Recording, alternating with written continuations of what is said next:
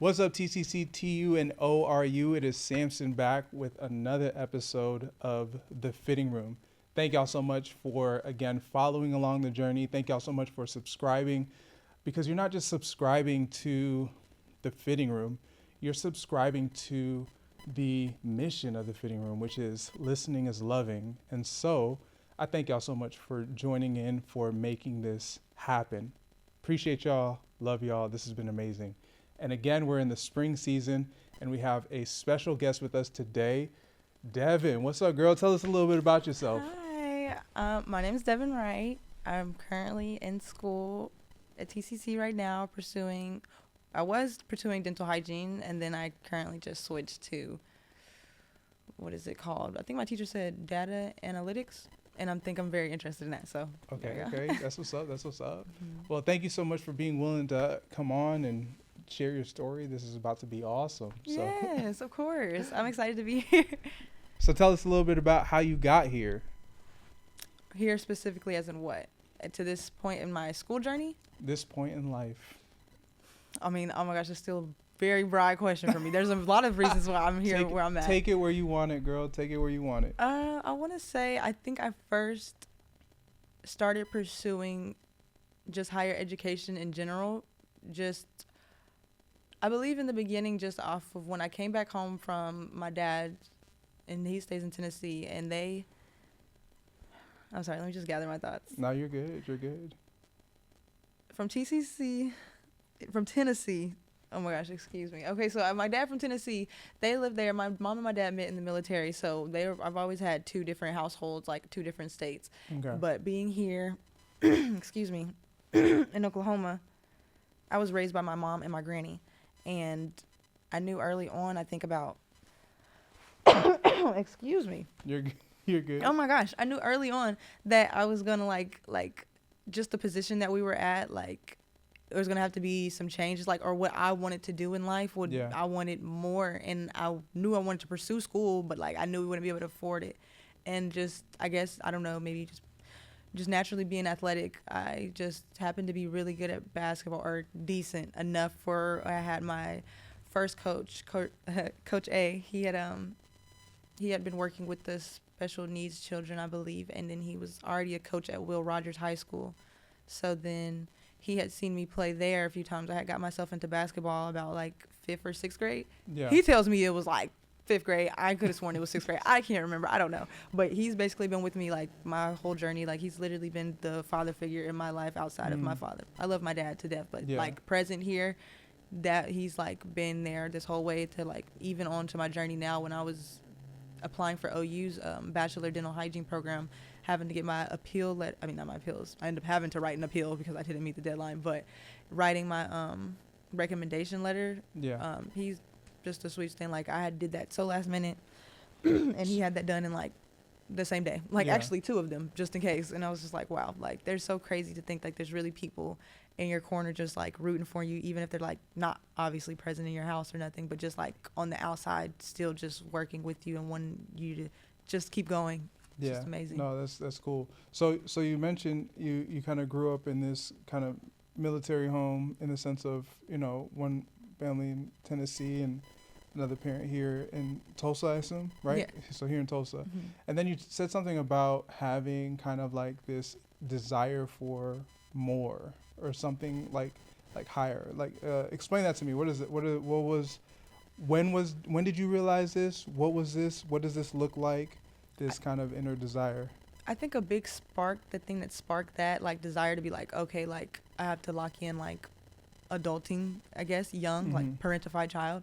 As far as like when I came back from Tennessee, we were evicted from the house that we were in. So I was 13, and it like I feel like it really changed the trajectory of just like a lot in our household, like what could have been, because my mom was already just a single mom, and you know, taking care of our granny coming in. I mean, my granny's like on go, like she's been working and still working, like she don't even like, she take care of us actually now, but like it started off with her coming in and we would take care of her. Of course I was a kid, but it's just really rough that we were just misplaced like that. So we were like basically homeless for 2 years. Not really homeless because we had family and stuff to stay with, of course, but it still was just like not the most comfortable environment, because it's just two different households. The people raised people differently, and it just did cause a little bit of conflict.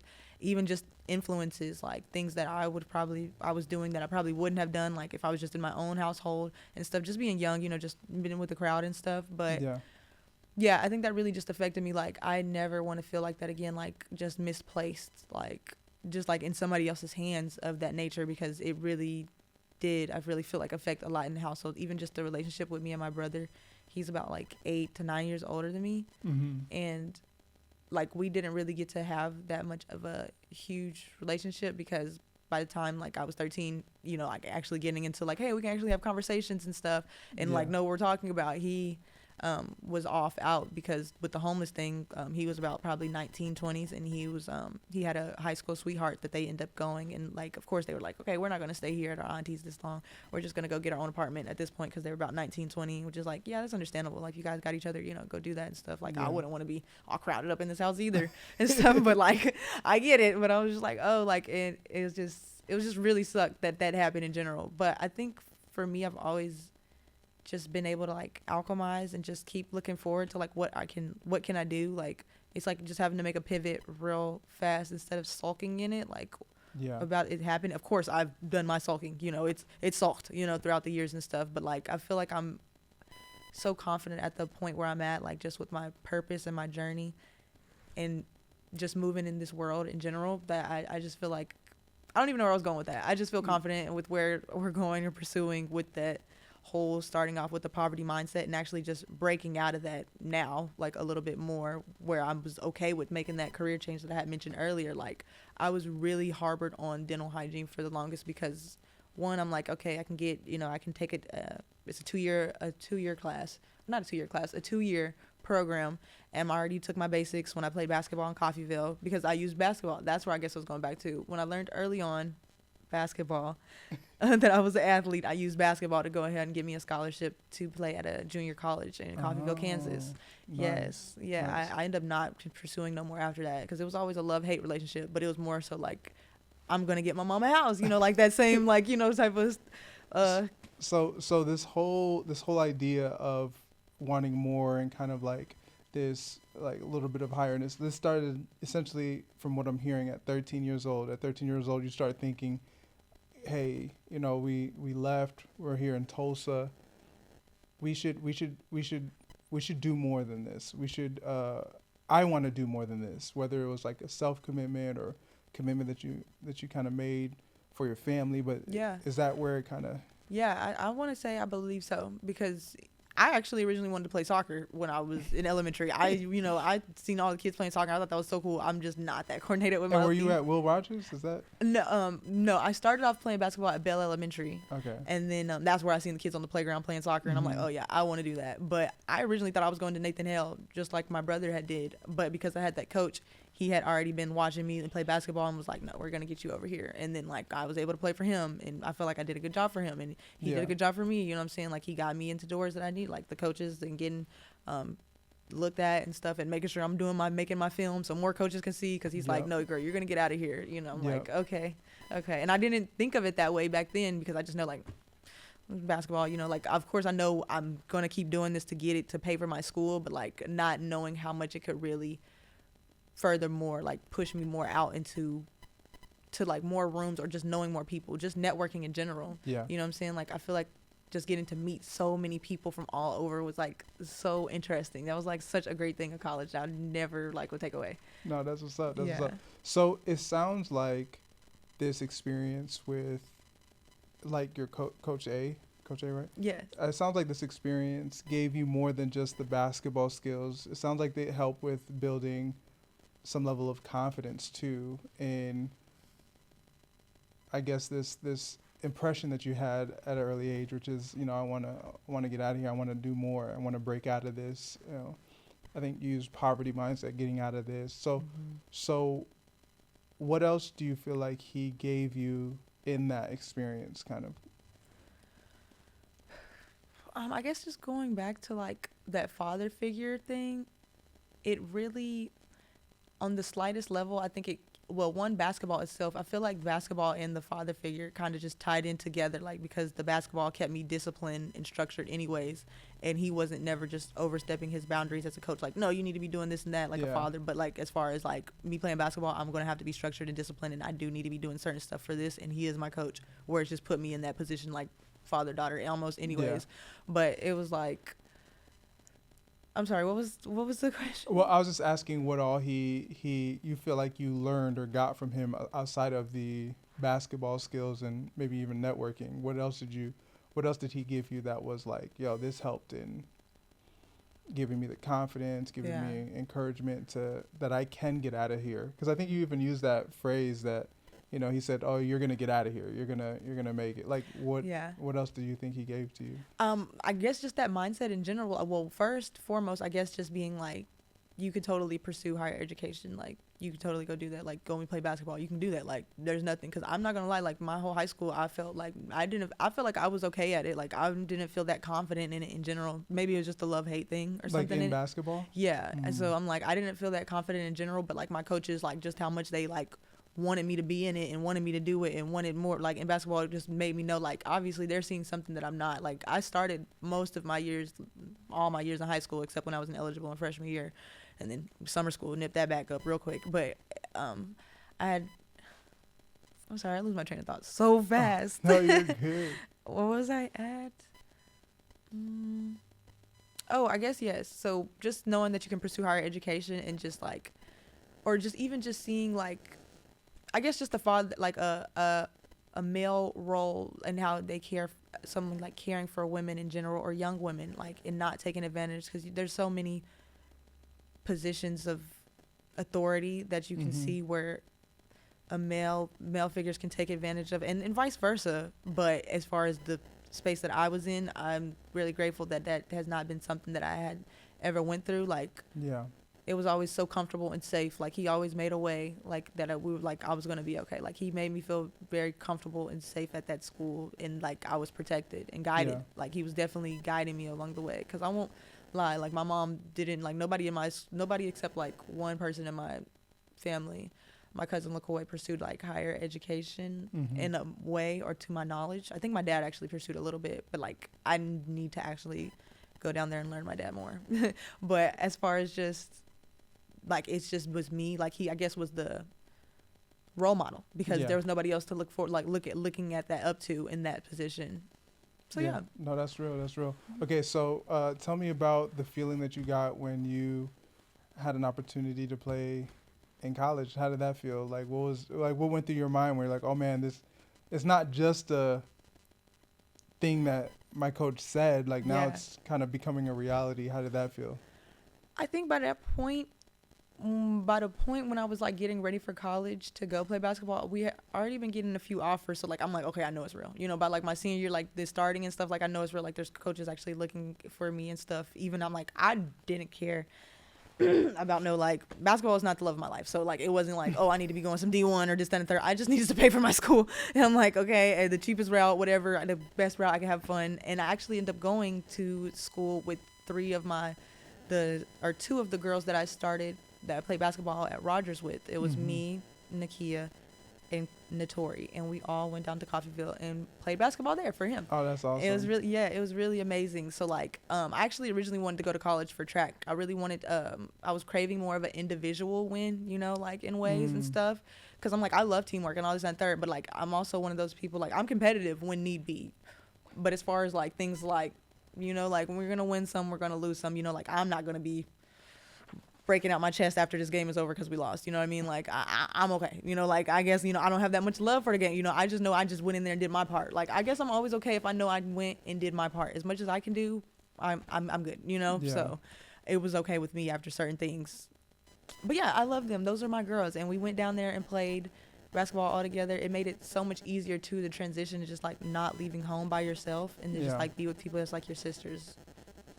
Okay, so you mentioned something, and now it just sparked a little thought, just out of curiosity. Yeah. So when you say that basketball isn't the love of your life, you did it to kind of, you know, pay for school. Like, it was going to help me achieve some goals. I'm down. It sounds like you're a natural athlete. You like, you know, pushing your body, you know, you like doing different things of that nature. Mm-hmm. So what at the time was kind of that love of your life? Or did you have something that you were really passionate about in college, maybe the degree you were pursuing, or maybe a dream that you had? Or what was the thing that was moving you? Was that dream, was the dental hygiene. I think I went at some time in high school, I needed to get like a lot of dental work done. And when I was in that space, because I actually didn't think I was going to be in the medical field. I've never imagined myself in the medical field, like, at all. Mm-hmm. It just was like, honestly, one of those things, like how Black women usually pursue nursing, like a fast track of like a good paying job, you know, job security, and you know, I can take care of what I need to do, but like I can also pick up whenever it is, and like it just really feel like it works for them. I'm sorry, what was the question? Well, I was just, I think you answered it. I was just asking what was kind of that passion or that movement that was kind of pushing you. You said dental hygiene kind of fit that bar. Yeah. What was it about dental hygiene? Like, when did that kind of passion start? Did that kind of ignite in college, before college? Before. I was in high school, and I actually was like, go big or home. I was like, I want to be an orthodontist. You know, I wanted to fix the, you know, the stuff of your teeth, just how it like, you know, I can't even think of the words right now, but it was just like the shifting and the how it's in your mouth. The dental people get it. Yeah. But just like I had actually the smell there, like when I was actually in the office, just like the smell of this place, actually still can't pinpoint it to this day, and it really pees me off. I don't know if it's the cavi wipes or what, but like it's something in there that's like sanitary, and it just smells like this smell, like kind of like in that bleach smell sometimes, or gasoline. But I don't know, I really liked it, and I enjoy smiling, and I think it was just a beautiful place. Like, I also was like, once I started looking to it, I'm like, well, I guess I'd have to let me slow down, because this is high school. I thought I was going to be orthodontist, and then after I finished graduated from Coffeyville, Kansas, I went to Tulsa Tech for dental assisting to kind of see, like, what is it talking about in the field, if that's what I wanted to do for real. And I was able to go work. I finished that program, and I was able to go work for about like literally exactly 3 months, and then I was like, I don't know. I don't know. Well, one, assistants themselves in dental offices have to wear many hats, and I don't believe they're properly compensated for all the hats they have to wear. You know, it's really just big on teamwork. Like, everybody just kind of really needs to work together a lot, and everybody's life will be easier, you know. Teamwork makes the dream work. And but they had helped me out a lot at that job to like let me know, like, figure out like really what I want to do, I guess, and go for like what I want and what I don't want out of a job. You know, my first job working there was a 3-day 12-hour week, and I'm like, and I'm like, I've never done all this, and like it's one of those things where you're like back to back, like a patient each hour, and it's like, when do your brain get to like break? And it felt like clocking into a whole nother shift coming back from lunch.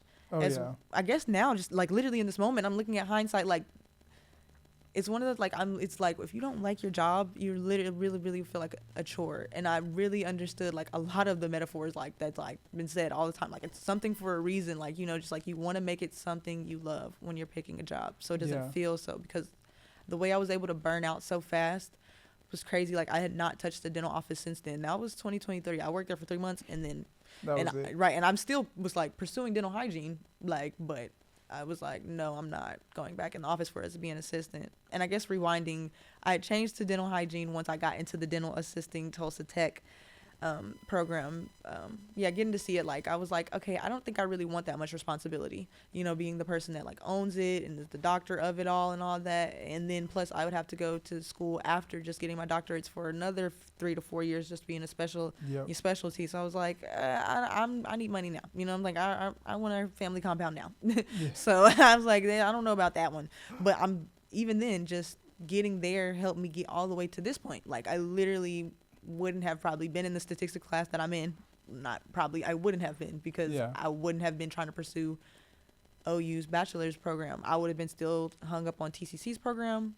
I wouldn't have known if I didn't get in contact with I would say I wouldn't have known, but at least these things have made it way like faster, just having resources and people that, like, you know, I just keep hitting this mic, I'm so sorry. Knowing your resources and where to find them is really a big thing. I think that is something that helped me a lot, and that's why I'd be so grateful and very, I don't know any word, like, just a lot of gratitude for the people that like really good resources. Like, I guess even just this podcast right now, like this, having the chance to be on here is like so amazing. Like, this is so cool. I love everything that you're doing for the community with this, and just education, because education in school is cool. So yeah, like, I mean, it's whatever path you want, but just keep pursuing something, you know, just have a goal, have a purpose, have something to look up to. I don't know, you know, just pick it. You just need something though, because you'll be lost out here, and it's really scary to be lost out here. No, I feel you. Yeah. I feel you. Okay, so you went to Tulsa Tech. Mm-hmm. You graduated from that and started working for 3 months. Mm-hmm. And then at some point in that 3 months, you're like, this ain't it. Yeah. You're like, yo, 2023, it was done. I'm packing the bag. I'm not going back. So what was it that, like, how did you transition to the next phase or the next place that you were like, okay, I got to go somewhere else.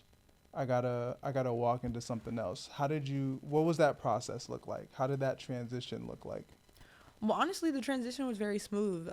Thanks to my family. They, well, it was rough, you know, just being like, really, it was me. I was the most hard. You can be your worst critic, and I was the hardest on myself, like, just like about not going back into work, even though, like, because I know I hated it. Like, I didn't like it. So it's like, I guess that's me saying hate it now. I guess I've never put that word to it yet, but like, I was like not trying to go back, and it just really wasn't for me. Like, you know, it just wasn't for me. Even if I can flourish and excel, like, you know, be pretty good in that field, it's like my mental wellness and like my mental health and work-life balance is very important to me, because I'm just going to be stressed all around. You know what I'm saying? Like, I love to show up for my family and my friends, and if I'm being drained completely here, I can't do that, and it really sucks.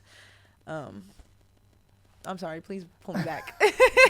So I was asking what that transition looked like going into the next space. The next phase. Going from Tulsa Tech and spending that 3 months as a dental hygiene into the next phase of what it was. Yeah. Like, where was the next spot you went into? Yeah. So basically back to my family, I actually just was like, I'm just back to school, because I had finished the program, and then I was going to start TCC that fall semester of 2023. And then I was like, let me just do this work. Let me try like working a little bit before. And if I like it, I'll just take a semester off and stuff, just save up. So like, I don't have to like completely financially depend on because my mom and my granny was the ones that's like been helping me, like, you know, holding it down with my car insurance, my phone bills, my priority bills, you know. Yeah. So they've been holding it down, like, thank God for them. But they, I'm so sorry. Like, I literally just lose my train of thought so fast. But like, I'd be so passionate, but then it just be like, I feel you. You're not alone. You're not alone. Jesus. So you go to Tulsa. Yeah. And you're trying to debate, like, you're okay, you know, do I work a little bit or do I go straight into going to school? How am I going to go about it? So transitioning from working those 3 months and then stopping that and going to Tulsa, TCC, what did you step into? Did you step into the workspace? Did you step into... Oh, okay, I went right back to school. Yes, after that, I went to the workspace. After leaving that workspace... I'm sorry, I didn't mean to, like, interrupt you. Oh, no, you're good. After leaving... I'm trying to make sure I don't have nothing right here, because people do not be telling me, like, when there's something on my face, and that really bothers me. But I'll let you know if there's something. Okay. I got you. Thank you. No, but there I go lose my train of thought. So you threw me off. I can't... You distracted me. Girl, you're good. You're good. I was just, you were saying, yes, I went straight into school. Yeah, so I went straight into school. I went right back to school. I'm just like, I'm still going to pursue. What did you end up like going for? Dental hygiene. I was like, in the program, I figured out that I think I would rather do that. And then when I went into like the actual career field, I was like, yes, like even finishing that dental assisting program, I went and started working as a hygiene assistant, because like I'm trying to be up under hygienist, because the dental assistant's going to be working more side by side with the dentist and wherever else they throw them around the clinic. But the hygiene assistant is working side by side with the hygienist if there's like enough, if it's a big enough operatory. Hygienists usually work alone, but I think the team like it's really people's preference, but I think the team one is really a good way to go, you know, just have an assistant, having a hygienist, so they can just kind of work and flip. So when you did those 3 months of work, were you a dental assistant? I was a hygiene assistant. Hygienist assistant. Yeah, because I wanted to pursue. I figured I knew at that point I want to pursue that. So I was just. So you went back to school to say, I want to do the hygienist piece. Mm-hmm. I don't want to just be the assistant. I want to be the hygienist. Is that? Yeah, I always knew I was going to TCC to finish, like, because that program. I always knew I was going to be taking my classes here. I just was like, threw a bone in the air and was like, let me take this dental assisting program just to see like how it's actually like. And I met so many really great girls and stuff, and it was amazing. So like I loved. If you really just enjoy the journey, you're gonna have a good time and probably just get to where you need to be in the long run. No, that's what's up. That's what's up. Okay, so you go to TCC, you do dental hygiene. How long does that last before you kind of transition to something else? What do you mean? Because you ended up transitioning here recently that we know of. Yeah. Okay. So like I started taking TCC in the spring of 2024, and I had been taking general organic biochemistry. Like I've been taking that class since like last semester, and I finally finished it. Like, and I got a C on it. Like, because a D is not accepted in the program. I think it's just been signs. It's been like you might need to make a pivot. But like I was just like I'm pretty determined. Like so, he's like if I have my eye on it, like that's what I want. You know, like that's what I'm going for. I'm not gonna stop till I get it. So I was like, you know, once I got a C, I was okay with that. You know, I was like, I'm done. I'm actually not about to take this class anymore. You know, it took a lot out of me. It took a lot out of me to be in that. Yeah, I'm sorry. You know, I lose it fast. I'm sorry. No, you're good. No, it's all good. No, I was just asking about kind of the transition from dental hygiene to kind of what you're doing now. And you mentioned the class. There's a little bit of class struggles and things that were kind of pointing as signs to maybe you need to change. So I guess even with just the general organic, well, one, that's a mouthful because it's a condensed class of a whole bunch, and it's specifically for TCC's hygiene program. So it's like a lot of other programs are probably not going to be asking you for that, you know. Mm-hmm. That's why even with this bachelor's program, I'm taking human anatomy and physiology instead of them to combine separately. And yeah, you get it. So just things that have to be less. So did you have already in mind what you wanted to go into next after dental hygiene, or were you kind of just up in the air? About like literally probably about like last week, I was like, I think I'm going to start thinking about master's program, because I was like, okay, if I get into this bachelor's program, it's time to start thinking for the future again. Like back when I was in high school, I used to like, I had my whole thing mapped out to like 2027. That's like, okay, this is where I should be in the dental hygiene field. And then it got delayed. So I'm like, okay, I'm off by a year, but it's still happening. So I'm still trying. And then I eventually, where was I at? Lord help us all. I was like, I really need to think. No, you're totally good. You were asking me about. I was just asking if you had any ideas as to what, to do next after studying dental hygiene, and you mentioned that something took place last week. And yes, okay, so last week I was like, I really want to get into herbal medicine, because I like, we love herbs in the house anyways, but like my mom has always been like a big natural medicine person. Like, you know, like just the nature, what's that, like, I guess no free sponsorship, but like the vitamins and wellness stuff. She likes that, and she's not a big fan of the medical things, and that's kind of where I got that mindset from too. And you know, you kind of referenced something kind of like going back to kind of dreaming again, right? As a child, when you're younger, you dreaming, and so part of you in that dental transition kind of thought back to, I need to get back to that. What was it? What was the childhood? What was that childhood dreaming, and what's the dreaming now? I'm so glad you said that, because I keep getting lost. As a child, I wanted to be a veterinarian or an astronomer. Mm-hmm. My dream only changed when I'm like, astronomy has a lot of math, you know, like it's a lot, I'm not that skillful in it. Or really, honestly, it's just I don't believe I have the resources. I really believe it's a big point of like just having the resources and the right teachings and help, just like what works for you to get there. But that was my first one, and then veterinary, I don't know why I stopped. I don't actually know why I stopped pursuing that either. I just know once I got to high school and I was like, okay, this is realistic, like what can be in reality, and then get me there fast, because I guess I didn't even pick hygiene in high school. I picked orthodontist. But basically, I wanted to be veterinarian from astronomer to now I want to pursue public health and like things that have to do with data analysis, and also still go probably higher education after this bachelor's thing, probably a master's program in herbal medicine. I think I've seen one that's in St. Mary's or something, St. Maryland or something like that. I don't think there's a lot, but I want to pursue that. I want to be very credited in that field itself, because I know, like, even me personally, like, you could look at like certain things and be like, that doesn't work. Like, I know myself, I question oil pilling because I was in the dental field, you know, like, so it's just like, does this really work? Does it not? But like in the dental field, they're probably not even having time to really just kind of figure it out too, because it's just a lot going on in the dental field. Like, they really got to sit down and like, what can we do here, you know? Yeah. But that just like that, what is it, the Guru Nana thing, or the Guru Nana, I don't know, it's like a mouthwash company. I don't know, it's like they're like a hygiene, they're like an oral company that have like, I think, like more natural products. I've always looked at them, but like I'm kind of skeptical. I don't know, but it's really like,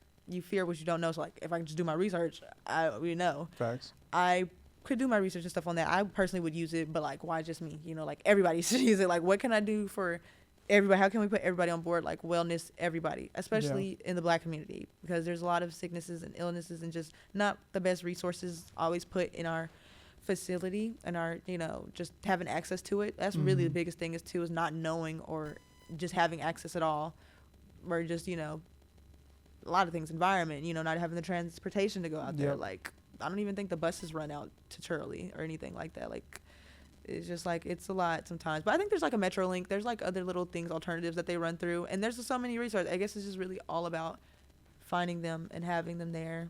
Yeah.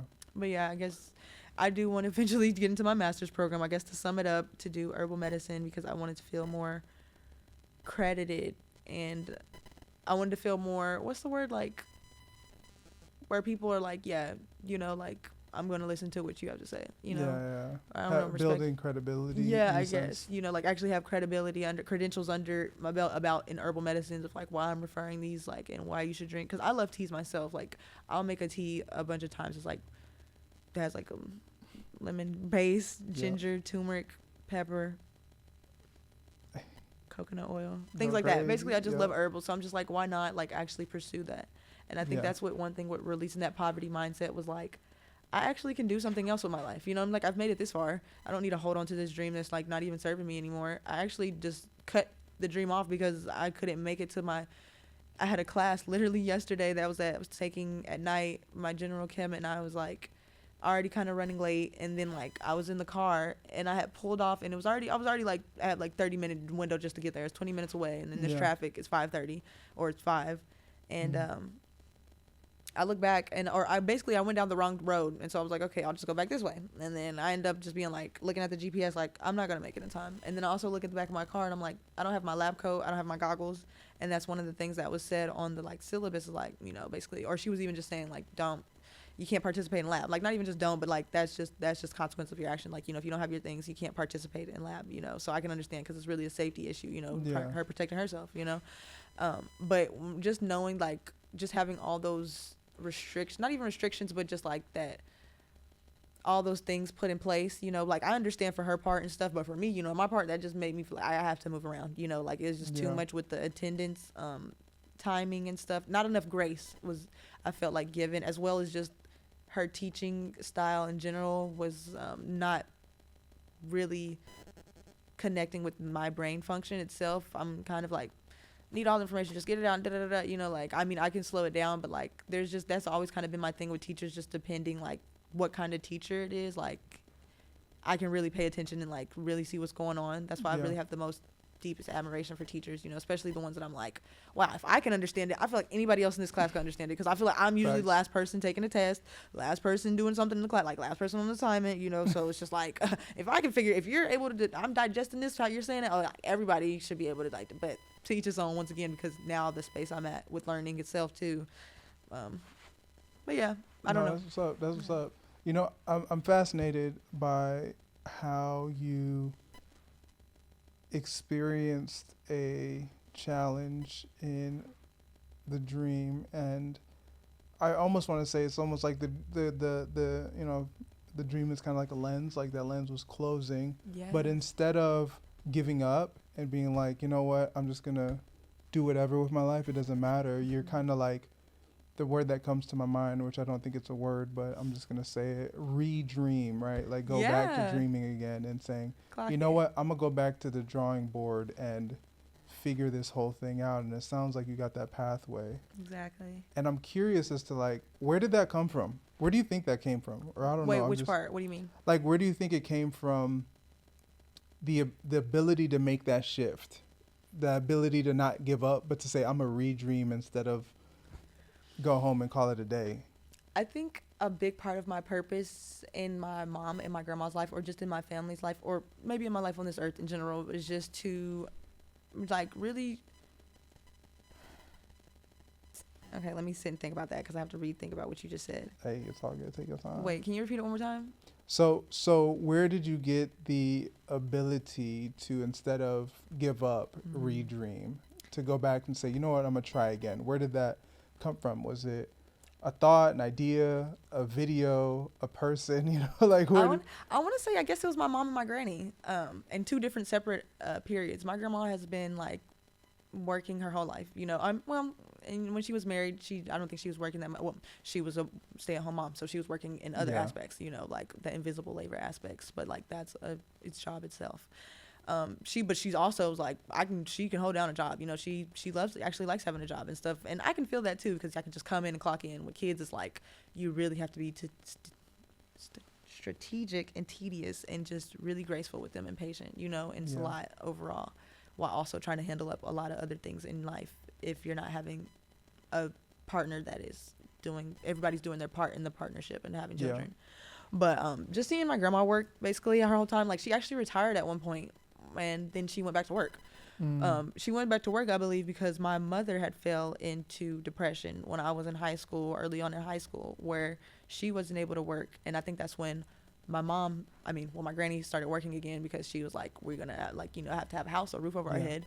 And then eventually my mom got back on her feet and was able to, like, you know, kind of kick the funk bug, and she started working again, which is, I guess in both ways, I'm just like, wow, you know, they like never really gave up, you know, just like, cause they're still taking care of me. Like even to this day, like she's literally still financially providing for me now. Like, so it's just like, she didn't give up, and she just didn't give up on me. And I just can't, they both didn't give up on me. And I just feel like I want to give back to them in that way too, especially just my family in general. But like, I love my mom and my granny. Like those are my best friends, and they have done so much for me and just shaping me to the person I am today. And I'm so grateful, and I wish I could pay them back 1,000 times, you know, but like, I think a family compound, you know, making sure we can leave stability for our family and generational, just kind of create generational wealth, especially in the Black community itself, is just something that I feel like they'd be proud of me in. Yeah. So it definitely sounds like within your home, you guys have like a network of encouragers or supporters. People are like, oh, you're down, I'm gonna be here to help you get up. Yes. And it's cool to see that its influences has reached you. I was actually telling my mom the other day, like I was probably actually yesterday, I was just like, it's so crazy how like when people come, like where I'm talking to people and they feel like and they're like start talking like about themselves badly or something, and it's like, honestly, like I'm really like a chill person, but like I think that's something that like instantly kind of like makes me mad. It's like why are you talking about yourself like that, you know? Like why would you, like, you know, like how do you not see all the light and the beautiful things that you have to offer to this world? And I think I got that a lot from my mom, because she, like, honestly, just in the household itself was like, you really didn't have the option to feel bad about yourself. It's like, it's like not even like in a victim thing, but like to feel insecure. That's the word, feel insecure. Like I used to feel so insecure about a lot of things on me, like just being a taller female. I have bigger hands, bigger feet, just other, like just lanky body, skinny, you know what I'm saying? Like there was a lot of things to feel insecure about through different stages and time periods of, you know, I guess life. But my mom like was like, no, I'm not having that, you know? And I think that's just how I kind of show up too with people that like just like start talking about themselves in a bad way, and it's like, no, that's like not true. Like how can you not see that within yourself, that you're like amazing? It's crazy. That's what's up.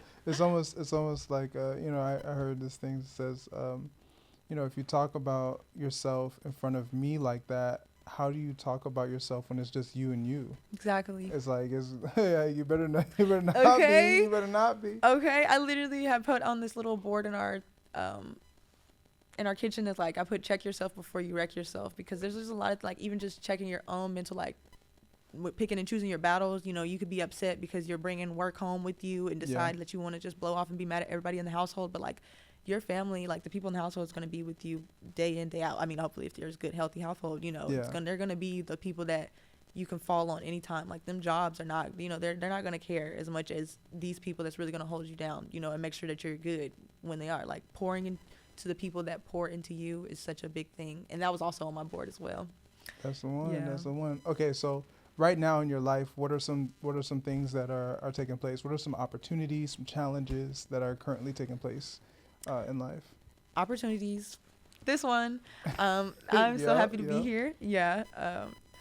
And then I also have just had like a few things. Just that career change has been like a great opportunity to think for me as well. And I recently just had a high school teacher, Mr. Pride, from, what is he like? What's that, 8th grade or 9th grade? I don't know, but I know he had emailed me back from Will Rogers to go to, I'm pretty sure he emailed like a bunch of like alumni, Rogers alumni in general, to do a career fair there. Right now, because I just made a career change, I'm just gonna showcase for dental hygiene and stuff, and then also get to talk to them how like you can redream. You know what I'm saying? If this ain't it, you can redream. You know, but I think that was just like a really great thing. That was really sweet. A really big thing for me, I guess, is to feel considered. Like to think like they still was like, hey, let's reach out, because I know I had won Miss Wheel 2020 along with. Sorry, you said you won Miss what? Miss Will Rogers. Oh. In 2020, along with, oh my gosh, I forgot her name, and that makes me so sad. I can't remember her, but Michelle. Yes, I can. Gotcha, girl. Okay, so yeah, I had we had both won Miss Will. I can't remember her last name, but she knows what I'm talking about. Me and Michelle had both won that year, and I don't know where I was going with that. Why did I even bring that up? What was I talking about? Well, I was just asking what's taking place today, and you mentioned consideration. So that's what's going back to. And one of the things that they do for the next year following is invite the previous Miss Will to crown the next one. I did not get an invite back the following year, and that was like very disheartening to me, you know, because it's like, you guys have my email, you know. I'm like, even just now, like few years later, they were able to email the email that I had, and it was just really weird. Like, it was just a really weird experience, you know. Like, I don't know, I'm just like, maybe I forgot the email or just that and the third, but I try not to, like, I'm so devil's advocate, you know, but like then there's like, I'm glad like I have certain like friends around me that's also like, no, they're playing you, because I can really be super naive, you know, just in a lot of aspects, but like it is nice to have people in your corner that's like still looking out for you, even in your like, that's like knows that you could be taken advantage of, but like we're not gonna let that happen to you, you know. So like it's really cool to have friends like that around. But yeah, so I guess that's cool. Yeah, just that kind of really made me feel sad. What maybe I'm just curious about this. So when it comes to going back and being able to participate in the job fair, what about that makes you excited to be a part of that? What is it that gets you like, oh man? I believe the youth is our future. Like the kids, it really starts a lot of way people operate, you know, now is just still wanting their childhood self to be seen, and just parent issues and, you know, just things all around that creates and hurt people, you know. And so like how like throughout over these decades, you know, like just everybody's just been dating each other and just hurting each other and just been making each other more bitter and sad and this, that, and the third. And I just don't want to keep seeing that happen around in this world. I feel like you just got to spread love, man. Like, it's literally love month, you know. But just in general, like the whole world needs love and just grace for everyone. You know, we all have like a lot going on, a lot of different battles. Yeah. But I think what really sparked it, like I'm just passionate about it, is like, yeah, I want them to see, especially like the Black little girls. It's so much easier seeing something that you can aspire to. But not even just Black little girls, our Black little boys. I want them to see. There's like a lot of men that's going into different fields or different things, and I think that is so great. And I think it's easier to see when, you know, you have someone that kind of looks like you. That's why I'm just so happy and grateful, just thankful for the mayor that we have now of Tulsa right now. Like, he's a Black man and he's doing his thing. You know what I mean? And I'm just like, yes. And I just want all the little boys and stuff, everybody to see and just be like, look, that can be you. You want to make a change? You can be there. You can be doing that. You know, we got the resources. I feel like even me just in what I'm doing now, I feel like I'm supposed to be in these spaces where I need to be to kind of know how to navigate to be able to share these resources with the other youth and more on. Yeah. Because I love that. Like, I just want them to have the best. You know, I want them to have the best. Like, literally, I want everybody to win. I want them to know that they're not alone and that there's people out there that's not going to give up on them. Yeah, that's what's up. That's what's up. Okay. So when you kind of look down the line of time, where do you kind of see yourself? Like, where do you see yourself? This could be after you finish and graduate and get the master's. This could be 20, 30 years down the road. Where do you see yourself in the future? My overall goal, I think I'm going so hard, you know, like to eventually be at, is to have a family compound, a beautiful garden, making my herbal medicines, being like the lady that they come to, the people, you know, the community comes to get like herbally, you know, like not cured, but I guess, you know, herbally remedied and stuff and all that. I want to make like incense. I'm actually going to start making incense now, like a little business now, eventually down the line when I get the things, but just furthermore, and being like credited with things like I can actually, how can I safely give this out to the public and know I'm not stepping any legal boundaries or anything like that, or you know, I don't want to get in any legal trouble or anything like that, but just suggesting certain drinks or teas or herbs and things like that, or just having more knowledge and knowing the milligrams, what needs and how it works for people. Because I'm also planning to join the psychology club this semester too. I really love understanding people. I like to just like people watch, like me and my friend Kinsey, like love that girl. We literally, oh my gosh, I'm like hitting the mess out of this mic, I'm sorry. Me and her literally just sit in the car and people watch all the time back at Coffeeville, and it's just like, you just like to just see kind of like why people move the way they do, why they act the way they act, you know, just, it's very interesting to observe. I really do love humans. We're adorable. No, that's amazing. You know, you mentioned this family compound. You mentioned it a couple of times, and that's super awesome. I love it. I'm curious though, where's some of the passion behind that? Like what is one of the things that really makes you say, man, we need this family compound? What is something that moves you to kind of hope for that? I want to say it probably is more of a drive. The drive probably truly comes from my mother, because that is something that I know she wants for us as well. You know, I think stability is just a big thing that a lot of people in the Black community crave, but especially like in our house, not just especially, but you know, like with that situation happening, which happens to millions of people, you know, being displaced, it was really just like, it's really such a slap in the face, you know, when you're already doing so much to be where you're at, like, you know, like she's really, you know, doing what she needs to do, like working and stuff, and just being a Black American, sometimes you can have so many doors closed in your face that it's just like easy to just kind of like, you know what, like let me just give up, you know, at a point. And I just know that that's something she's always wanted, and that's something I've always wanted. Or just even for me, just knowing how it changed everything, like, you know, once I came back, especially like I was really sad that I'm like, I didn't get to be a part of like packing my stuff, you know. They don't know what's important to me, so like half of my stuff is left here or not, you know. They're not probably really caring. I'm a kid, you know. I don't know how much they care, and I'm not even as a fact of like them not caring as I'm of a kid, but you know, it's just like we're in survival mode right now, you know. It's just a lot you can't really get to focus on or craft or just kind of build and stuff because you're just in survival mode the whole time. No, that's real, man. That's it's really cool hearing this whole journey that you've been on. And one of the things I like to do is I like to give people who come on and share their story an opportunity to speak some encouragement to someone else. And so I guess, what is some encouragement that you would give to someone who maybe is giving up on that dream, but is saying like, you know, I'm just gonna stop altogether. I'm gonna pack it up, go home. I'm done. What encouragement would you give to that person to maybe keep going or even redream?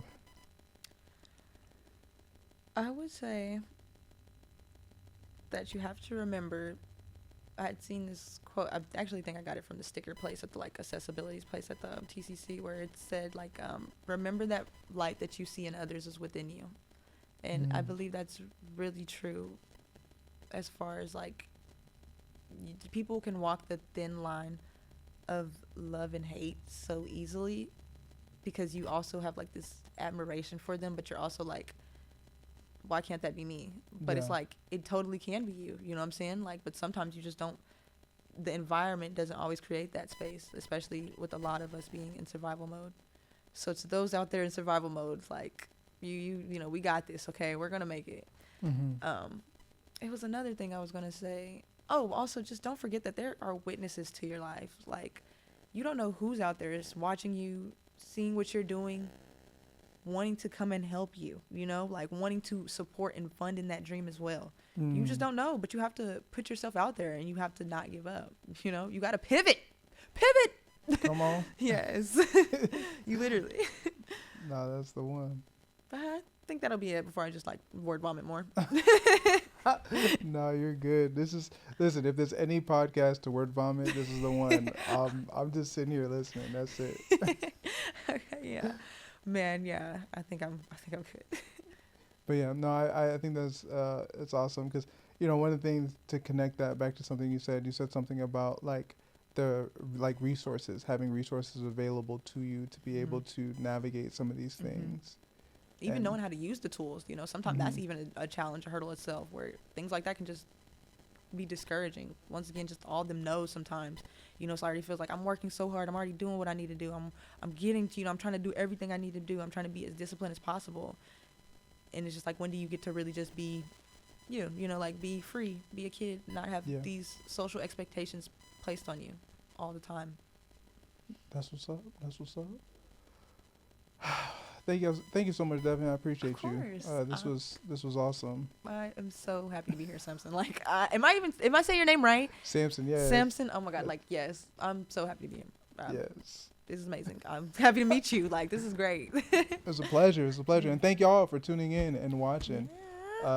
We hope that you're encouraged by Devin's story, and if you want to come on and share your story on the Fitting Room, we would love to have you. And so feel free to fill out the Google form, feel free to get connected with us, and we will make it happen. Spring season is still going on. We're still recording episodes, and so we look forward to seeing if we can get you on for one of those. And so until next time, we hope that you see how you fit in the Fitting Room. Peace. Nice. Yep, that's it. That is so cool. That was so fun.